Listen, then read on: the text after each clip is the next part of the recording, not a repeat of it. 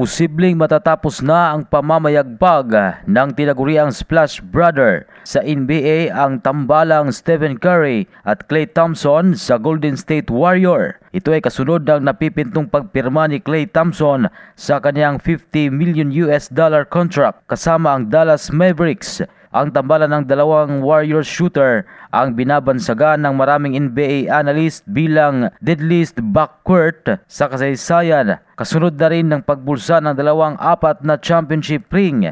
Gayunpaman, hindi naging madali kay Klay Thompson na i-maintain ang maganda nitong performance sa nakalipas na dalawang season. Dahilan upang lumabas ang espekulasyon ng tuluyan na itong papalitan ng Warriors management. Bagaman lumalabas na nagkaroon pa ng ibang negosasyon sa pagitan ni Klay Thompson at ng Warriors management. Tuluyan ding pumayag si Thompson sa naging offer ng Western Conference defending champion na Dallas Mavericks sa $50 million para sa kanyang 3 taon.